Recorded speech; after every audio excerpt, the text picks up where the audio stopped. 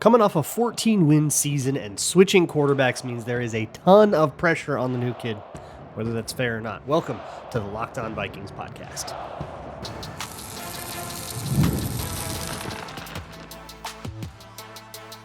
You are Locked On Vikings, your daily Minnesota Vikings podcast, part of the Locked On Podcast Network, your team every day. Hello, everybody. Welcome to the Locked On Vikings podcast, where we're always trying to learn something new. It's part of the Locked On Podcast Network, your team every day. Thank you so much for making Locked On Vikings your first listen of the day, every single day, including these here Town Hall Tuesdays. That means I'm taking your questions as submitted to me via the Google form in the show notes. If you have a question for me, throw it in the doc. I'll get to it next week. The first question or a hot take, which, by the way, we didn't get enough hot takes this time, so give me hot takes. Okay, we're short. I'm disappointed in you all. I'm not mad. I'm just disappointed. First question comes from Kevin, who asks, how much pressure is J.J. McCarthy under as a first-year starter, taking over for a 14-win team and being in primetime a lot in his first couple weeks as a starter as well? I do not think that you are really Kevin, for one. For two, like an unfair amount of pressure, right? Like it's just going to be the way that this is. The very first 2 weeks are going to be such a referendum on J.J. McCarthy as he goes up against Caleb Williams, right? The other quarterback in the NFC North, drafted in the same thing. And remember, we've been covering now for 3 years dueling rebuilds of the Bears and the Vikings. The Vikings have had way more success in the meantime, but the whole point of the way the Bears did this was, we're going to have these like really bad, 3-4 win seasons, but it's going to be worth it because we're going to get what turns out to be Caleb Williams, because we're going to get this talent. We're going to get Caleb and Rome Odunze, and we're going to be able to trade for DJ Moore, and we're going to be get all these assets, right? Because we're doing the tank thing. That's the whole point. So Monday night is a pretty strong referendum on that right away. Okay, you're in year 3 you're in year 3 of the rebuild, year 2 of the quarterback, and kind of year 1 for the Vikings because the guy got hurt. But regardless, right? You're in year 3 of this build. Or year 4 of this build? Excuse me. This should be more or less the completed vision of the team. And I think it is for both sides. I think for the most part, this is what these guys set out to build in Poles and Kwesi. So there's a lot of pressure right there on those first couple of games in primetime. And then with Atlanta got a ton of flack for choosing Michael Penix over J.J. McCarthy. This is exactly his opportunity to prove that wrong, right? So there's lots of pressure on the other guys too. But generally, you have a reasonable point. You're playing, under the lights, prime time right away, taking over a team that's got sky high expectations right off the bat. There's a ton of pressure on him. For me, I don't really have that same sense of urgency. I expect there to be some blemishes right off the bat. I expect the Vikings to maybe not win as many games as you're hoping that they're going to win this year because they have a young quarterback. And that's part of it. I'm fine with that. If they go 13-4 or 14-3 again, we're all really, really, really happy. But if they end up like 10-6, but JJ McCarthy looks like he's coming along, that's an outcome that I'm going to be happy with, even though it's not replicating the 14-win season. Also, I think the real question here, the question beneath the question that really drives at that underlying anxiety is, what happens this year where we feel like this was the wrong decision? This is the national narrative. The Vikings won 14 games, bailed on it for another QB. If they got worse, it's going to get really dark in a hurry for the decision makers behind that. There are two kind of major points that means that we're going to be compared to Sam Darnold a lot, right? If Sam Darnold is awesome and J.J. McCarthy sucks, everybody's going to look at Kwesi like he's an idiot, going to look at Kevin O'Connell like he's an idiot. Kevin O'Connell is very tied to that decision. Everyone was very clear. We are basically letting Kevin O'Connell be the decision maker on that. We are going to take his recommendation, and he's the expert. We trust him. So that turns out wrong. All that faith is going to turn into a problem really fast. But that's the scenario. And here's the thing. With Kwesi and O'Connell as decision makers at the quarterback position, we had this exact conversation with Kirk Cousins last year. Everyone went, if Kirk goes into Atlanta and he wins the division and then the Vikings win 4 games like they're supposed to, isn't that going to make the Vikings look like idiots? And I remember kind of addressing that point ahead of time, getting out in front of it and saying like, wasn't going to think so. Like young quarterback growing pains is much different than, if the Falcons go 10-6 and make a wild card and then lose in the wild card round again. It's like, well, that is kind of what we did reject in favor of maybe a rebuilding it against. Like there was a different vision there. So it felt incongruous to me, but like that was going to be the narrative. Well, then it turned out that that Kirk Cousins was a disaster in Atlanta and Sam Darnold was way better. And so that kind of fizzled and we're just bringing up the same narrative again. So to be honest, boy cried wolf. I don't need to hear it again. You tried last time. You lost that battle. Come up with something new to talk about. Tracy asks, what can we expect from Kobe King this year? Seems like the coaching staff is hyping him up a lot more than a typical 6th round pick. Yeah, so one of the things from the behind the scenes draft video, we talked about this yesterday, as well as a long conversation with Jay Stevens of Locked On Buckeyes about Donovan Jackson. Go check that out. But we talked about it a little bit, and one of the things that really stuck out is that the Vikings were talking at 139, debating between, we've got Tyrion Ingram-Dawkins here. We got Kobe King. We like him here. Like they liked him all the way back there and they got him 70 picks or 60 picks later. So they are pretty hyped on him more than a 6th round pick. They clearly feel like they got value. I personally agree with it because I just like the guy's tape a lot more than a 6th round pick. I agree that it's value. I think it's awesome. Consensus agrees that it's value. I think it was the only pick on the consensus board where the Vikings actually got a steal instead of a reach. So that's a lot in terms of what we can expect from Kobe King. Look, a 6th round pedigree is going to stick with you for longer than a 4th round grade that everybody had on you.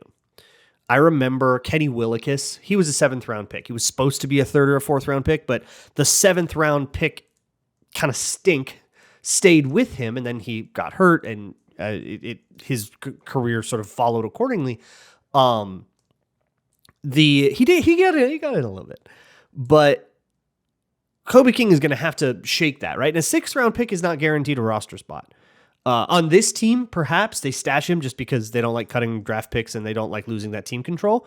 But like on that linebacker room right now, I think what we expect from Kobe King is probably not to unseat Ivan Pace or Blake Cashman. That's a lot. We're probably not expecting starting, week 1 out of a 6th rounder. That's pretty crazy. But special teams acumen, right? You want him to be dressed every game, contribute every game, of course, make the team. Don't be a disaster in camp and get cut. And then we all go, man, why was everybody so hyped about him, right? And then maybe develop into more later. But it was essentially just be a replacement for Brian Asamoah, maybe even kick him off the roster. Blue Ron got me. Says, what makes a great guard? The way they're discussed is weird. Like Donovan Jackson was seen as a high floor but lower ceiling. Isn't a guy like Quentin Nelson not the fastest and freakiest, therefore lower upside? Like technique, everyone can improve, but what separates those great elite tier guys from truly just a good or okay starter? Yeah, I think when people talk about guards, I'm going to be honest, it's like as shallow as any position gets. When you hear about upside, they're probably just talking about a 3-cone score. I don't really think upside is a word that means anything in the draft anyways, but in particular with offensive line, where like the kinds of athleticism you want in offensive line, like hip flexibility, just don't really translate to any combine drill. So when I see that kind, who's the guy that like broke my Marcus Embo, tons and tons and tons of potential, didn't test it all. But that is a guy with like upside on upside to me because he's incredibly flexible. Speed wise, it's fine, but it's more that he's bendy and, lengthy, and he's got a lot of those tools that will help you in certain techniques. So what separates a good guard from a great guard? Oh man, this is one I could go on forever and ever and ever and ever. I'm trying to think of like a good way to put it that doesn't go for 100 minutes, but essentially I want to know what your game is. This is the way I approach like any draft pick. What's your game? Are you a outside hand shooter, inside hand shooter? Are you a double under? Are you a 1-2 puncher? Like what do you do with your hands? What do you do with your feet? Not how well you do it first. First, I just got to ask what it is. What kinds of techniques are you deploying? And are those techniques that are typically used at the next level, or are they kind of more just like college techniques? That's the first question, regardless of how good at it. What are you even trying to accomplish? And then I ask, okay, is that an effective double under? Is that an effective punch? I love to see the way that guards respond to disadvantageous situations. I think that very much separates the men from the boys. Everybody's going to be in a bad spot from time to time. It's just how it works. Somebody's going to get across your face in a way that you're not really set up for. How do you deal with that? Do you reach out and hold? Do you just get beat really bad? Do you have recovery to you?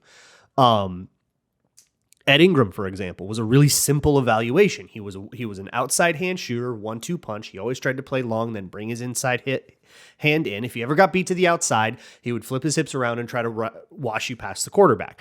That was his move. That was his game. And when he lost, it was because he was too slow at one of those steps, or because his arm got defeated or something like that. And when he won, that was the way he would generate wins. So what separates good from great too is consistency, which is a bummer because that's harder to gather without either relying on stats and statistical noise and introducing all those little problems, or just like watching every single rep of every single player, which is just practically impossible for people like you and me. You need a whole scouting department like a team does to have that kind of experience with someone, and even they don't always. So I don't know if that answers your questions. But I think eliteness is in consistency, and the difference between like good and okay is how effective you are at your game. And then when I'm talking about draft prospects, am I going to have to change the answer to that first question because the answer to the second question of are you good at it is not enough? That was the way I felt about like Gray Zabel. He's got his game, but he wasn't good enough at it. And we're probably going to have to ask him to like start setting up a different way. And I felt like he was going to need some time. Maybe that won't happen in Seattle. We'll see what happens there. But I've got a bunch more questions. I will get to them next on Locked On Vikings. Today's episode of Locked On Vikings is brought to you by FanDuel, America's #1 sportsbook. Tonight, Game 1, Wolves Thunder Western Conference Finals, second year in a row for the Wolfies. If you want to lay a little bit down on something, whether it is the emotional hedge, take a Thunder money line just so you get the Thunder, whatever the spread is, Thunder -7.5. You want to take that. You want to grab a Timberwolves money line plus 260, or maybe wait till they're at home. Whatever it is, you can find it at FanDuel, America's #1 sportsbook. It makes it super easy to stay in the game, whether you're gonna like put down fourth quarter 3-point Naz Reid because he's gonna clutch up, or who's heating up or whatever. You can wait, do a same game parlay, wait and see. Wolves get a big lead. You can go bet on the comeback happening, or maybe the other way around. Whatever it is, it's the perfect time to sign up at FanDuel. Place your first $5 bet, and if that bet wins, you get $200 in bonus bets. Make every moment more with FanDuel, official sports betting partner of the NBA. Moving along here with the Locked On Vikings podcast. Thank you so much for making Locked On Vikings your first listen of the day. Let's rapid fire through some of these questions because I spent way too long on the first few. The next one comes from Camilla from Brazil, who asks, who looked better with a mustache, Kwesi or KOC? Extremely important question. Camilla, you maybe were not in the draft live stream, the day 3 punishment live stream that I did, because we talked about this at length. That Kwesi, and I asked like every guest about this, Kwesi with the mustache, Kwesi doesn't have the sex appeal to pull off the mustache. That's the answer there. He doesn't have that juice. I think you need a certain amount of I'll call it masculine heat to pull it off. And Kwesi's got a little bit. He belongs in like tweed and round rimmed glasses. Not and I don't think he pulls off the mustache. Kevin O'Connell. I think Kevin O'Connell pulls off the mustache very much. So I'm taking KOC with a bullet there. Somehow Kevin returned. I doubt it. Says, with the likelihood that the upcoming Nick Cage John Madden biopic will feature Super Bowl 11 in some capacity, who would you cast as Bud Grant, Fran Tarkington, and each of the Purple People Eaters? Great question. Ooh. So here's where I'm thinking. Bud Grant is a tough one because a lot of the like old steely, stoic, like Western type actors are guys that are like long past, like that genre we haven't like gotten enough of those people. Perhaps a lesser Baldwin. I don't know. A Skarsgård, maybe an elder Skarsgård. Killian Murphy is an idea just because of the like piercing blue eye thing, but you'd have to like age him up. That one kind of stumped me. Miles Teller for Fran Tarkington makes a ton of sense.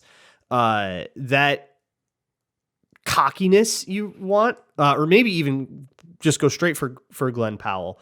That kind of cockiness is what Fran Tarkington really pissed people off with during his career. I think there's an energy to Lakeith Stanfield that really works for Carl Eller to me. Maybe it's just seeing him like bug his eyes out from Get Out, and I just like see that same kind of deal. If I could pull Samuel L. Jackson out of the 90s, that would also be like perfect for that sort of role. The guy that plays Mr. Milchick, what's his name? Tremel Tillman. He's got a pretty good Jim Marshall look to me. It's not like a perfect match, but I could see it. And then I need someone with a nerdier vibe, but that still is like intimidating for Alan Page. Maybe one of Denzel's kids? Maybe we could do that. We could, I don't know, in some order. You tell me. Next one comes from Matt Hamlet, who asks, how many draft picks need to hit on average to consider draft healthy?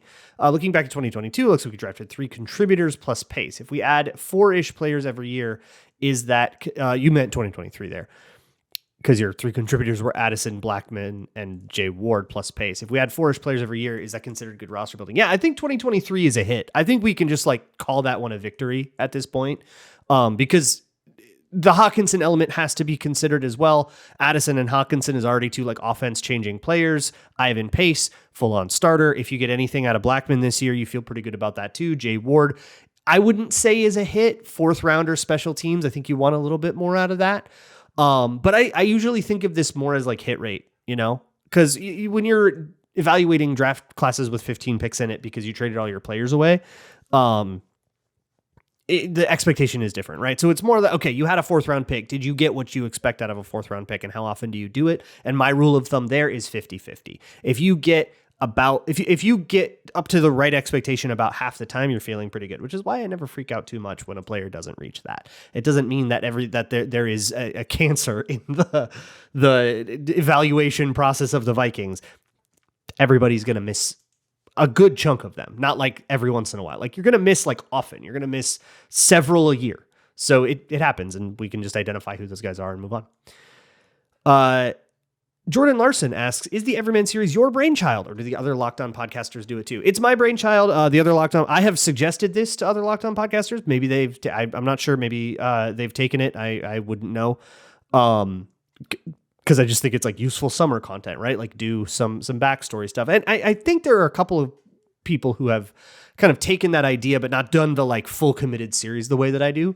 But it's something that really came like organically on Locked On Vikings. The first year I did it was 2019, which was the first offseason I had the show.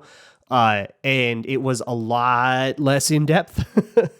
And it's gone through a few. It was called the Storytime series for a while. It was just called Everyman on the 90 for a little while.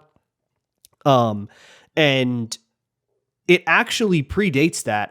When I first started writing in 2016 for Purple PTSD, I did a very similar series. It was like 3 sentences a guy. It wasn't like a whole thing.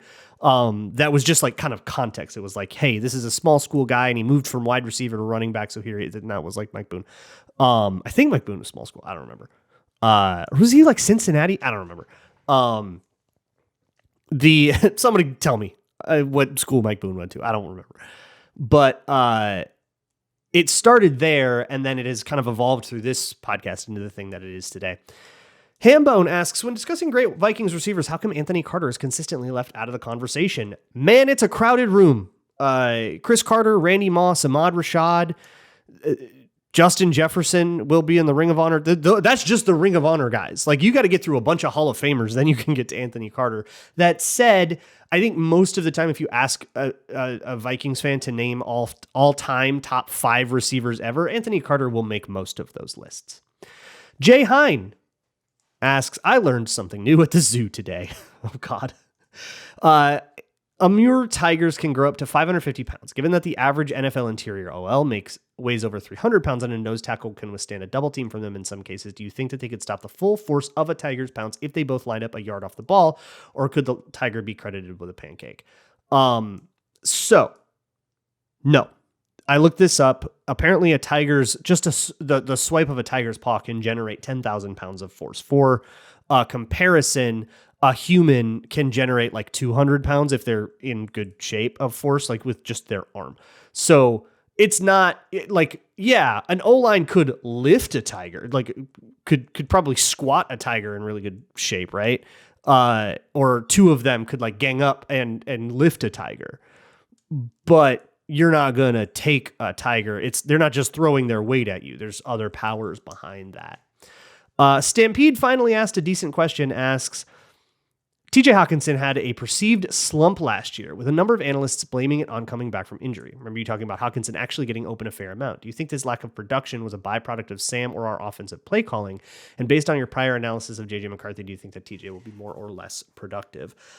I have no idea how this goes in with TJ Hawkinson, because I haven't seen enough of JJ McCarthy reading plays in Kevin O'Connell's offense to know how reticent he is to like move on, and like how quick he is to like get from 1, 2, 3, 4. He did okay in that preseason game. We just only have one game of it.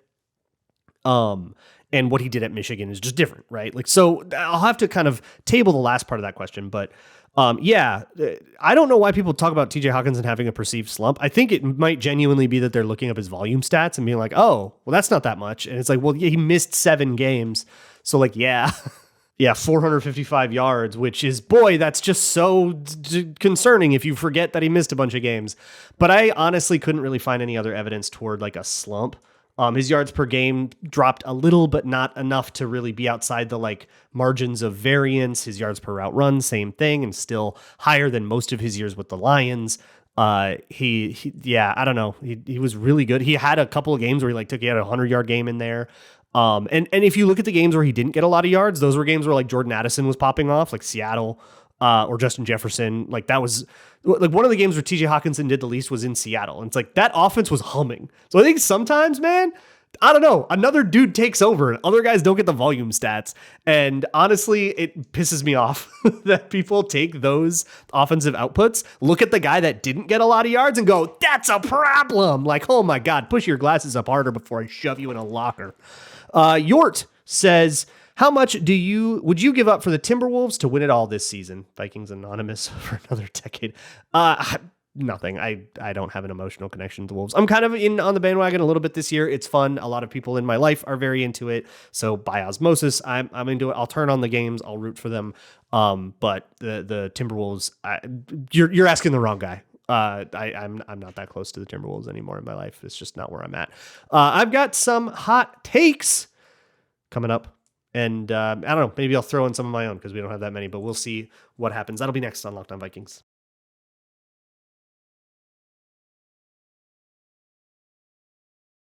Moving right along here with the Locked On Vikings podcast. The next one comes from JJ Enjoyer in Jackson County, who says, we can expect a level of play from JJ McCarthy equivalent of that to Jimmy G's first full year with the 49ers, 2019, as a floor. If KOC can finally create a good running game, the team may just go as far as those 49ers too. The comp makes sense here with Jimmy G being a guy that always throws over the middle. I think JJ McCarthy is going to be a lot more kind of pulled to the middle of the field. I think he's better at that throw than the throws to the outside. Hopefully he can get a bit more, not be as hamstrung by it over his career as Jimmy G was. But at least to start, that super makes sense to me. The kind of zippy thing, but not really like the long, but like I totally get that with Jimmy G. And I think it speaks to a larger point. This isn't, well, we can expect, I mean, you're essentially pointing to a ceiling and saying we can expect him to make the Super Bowl. It's a lot. I respect you. But the seeds of it are, I think, a really good point about the Vikings. Look, the Vikings have seen success with Josh Dobbs, right? Like they had a good offense with Nick Mullins. They couldn't pull any of those games out because Nick Mullins threw too many interceptions, but like that's kind of the barometer. If you can just be a reasonable quarterback and take care of the ball, the Vikings will win games. They're just built to do that for you. So like the pressure, to go back to the beginning, the pressure on McCarthy, like outside pressure of being on prime time and the like college to pro pressure and the contextual pressure is really high, but the actual like ask here, he doesn't have to carry the team. He doesn't have to do what like Brock Purdy has to do for the 49ers now, or what Jordan Love has to do with the Packers and what they're doing at wide receiver, where their wide receiver one might be a day one rookie. And what he had to do last year for that broken wideout group, which is why the Packers drafted a couple receivers this year. But I do think there are a lot more things with the Vikings that need to go right if we're going to start calling that this is a Super Bowl experience, a Super Bowl season. You got to talk about the defense. How are they going to paper over the secondary? Are we going to get more out of Dallas Turner? That kind of stuff is also going to be really important. Speaking of, somebody, nobody knows who, from Brazil, says, disregarding QBs, the Packers are easily the worst offense on paper from our division. And I tell more, maybe the worst defense too. Worst offense on paper. It's between the Packers and Bears for sure, right? Obviously not the Lions, the Vikings offense on paper, stacked O-line, 3 really good pass catchers. Basically, the only reason you would ever put the Vikings in that conversation is because you think JJ McCarthy is bad, which would be valid, but that's not what you're going to hear from this show. But it's just your draft prior, right? So offense on paper, I think I'm still giving Jordan Love a lot more credit than Caleb Williams. He's just shown more, right? Jordan Love has just shown a high deal of success in high leverage situations, in the big leagues. Caleb has shown, a couple of weird highlights in games that the team ultimately lost on a 4-10 roster. I can't do this. I can't do this over the Bears. I know the Bears have done a lot more on their O-line, but I still just think that what the Bears are putting together, it's really hard to ask who scares you if the answer isn't specifically Caleb Williams running around and turning it into a college football game. You got chocolate in my peanut butter, says Will the Thrill. Wow. Wows the European crowds in one of our overseas matchups and ties or breaks the NFL record for longest field goal made. A little bit more of a bold prediction vibe, but I respect it. And the last hot take, we only got 4. It's May. It's fair. Comes from Cody, who says, I think being a 37-year-old Minnesota sports fan has broken my brain. Last year, I was imagining Sam Darnold making a Nick Foles-like run through the playoffs and suddenly realized I don't know if I want the Vikings to win the Super Bowl. If they won, I don't think I would care as much the season after, and my entire sports fandom would have reached the pinnacle. I understand this is moronic, but this is how much these teams have messed me up. I'm worried that the Vikings winning it all would make me enjoy watching them less. Please mock me because I deserve it. Yeah, man, you deserve it. Boy, that's a scorching hot take. You've come to the right place with it, but boy, I do think that watching teams disappoint in the playoffs over and over and over and over again. I think it's Will Raggets that posts the big long list of all the bad things that have happened. It's basically every postseason loss and offseason catastrophe since the Twins won the World Series in '91. Here's all the things we've suffered through since Minnesota's won a championship. And here's what I'm going to say from, talking to people who are teams, like other Locked On hosts who cover teams that have won the Super Bowl. Watching your team win, you'll be surprised to learn, does not make you less interested in that team. And I think the Vikings in particular have broken our brains in that specific way. This is why I have to talk about tanking so much, because people are constantly telling me that the Vikings should just, should just let it go. And why don't you just admit that the Vikings should just, take a year off basically. And so I'm kind of constantly paring that away. And it's because, look, if you are one of those people that's been watching since 1961, a lot of those people are Vikings fans since, I was watching since before you were even an idea. And I get it. I made a history doc. Okay. I'm familiar with that. Watch it. Patreon.com/Luke Brown NFL. 7-part series on the entire history of the Minnesota Vikings. So I know what you're talking about. And the Vikings have essentially tried everything. And it hasn't brought them a championship, but it's really easy to learn the wrong lesson from that. The Vikings have tried being the scrappy underdog. They've tried being the 15-1 juggernaut. They've tried, making the blockbuster trade for the one piece that's going to take them over the top. They've done that a few times. They've also tried being, a slow burn, build through the draft, all made through homegrown talent. Nobody's a household name, but they're all our guys kind of team, and had good teams from both methodologies, and none of it has won the Super Bowl. The only thing left to do, the only thing the Vikings haven't tried to do is sustainably suck. It's the only thing that they have not ever done in their entire history. They've had mediocrity. They've been below average to poor, but they've had a season here or there, like 2011 or 1984, where they have sucked, but they've never sustainably sucked. It's the only thing left. And so the leap in logic is, for them to win a Super Bowl, they have to sustainably suck. All that other stuff didn't work. It has to be this by process of elimination, which, if you think about that for 2 seconds, is insane. But I do feel like it's the way that our brains are are trying to parse this out. I don't know. Maybe I'm strawmanning hard and nobody's really thinking about it this way, but that's the way it feels sometimes. It's like, I've watched them since 1961, and the only thing that they haven't, and I've watched them be mediocre, and I'm sick of it, and I want them to, get serious about losing. And it's like, I'll never take those people seriously. I'm sorry. I just don't respect your opinion. But it does mess up your brain. But I think this is a bridge further than I've ever heard. There's one other person I've heard this from. It's Flip. I think he might listen sometimes. Hi, Flip. He goes on Climbing the Pocket, or he used to go on Climbing the Pocket every once in a while. An interlocutor from years ago who termed it being a sunset Vikings fan. And he actually made the same point, where once they win the Super Bowl, I'm done. I'm here until they win a Super Bowl. And then once it's there, I'm satisfied and I've gotten what I need out of this, and I'm going to do something else with my Sundays. And my response to that, to him and to you, Cody, is, I don't believe you. I don't believe you at all. You're lying to yourself. If the Vikings win the Super Bowl, you will be more locked into that draft than you ever have been. You will be more locked into that camp than you ever have been. You will be more locked into that season than you ever have been, because it'll be so much more fun to think about the Vikings. It'll be so much more fun to learn about the Vikings. It is so much more fun to pay attention to them when they're good than when they're bad. That's why there are fair weather fans. So I get that your point here is, I've been through a lot, and I probably just have an idea that's wrong, and you're right. You do have an idea that's wrong, but I get where you got that. But it won't play out this way. You're not, teams that are good do not lose fans because people are like, okay, got what I needed out of it. It just doesn't happen. Always good to talk about some Super Bowl, only the Super Bowl team is good discourse.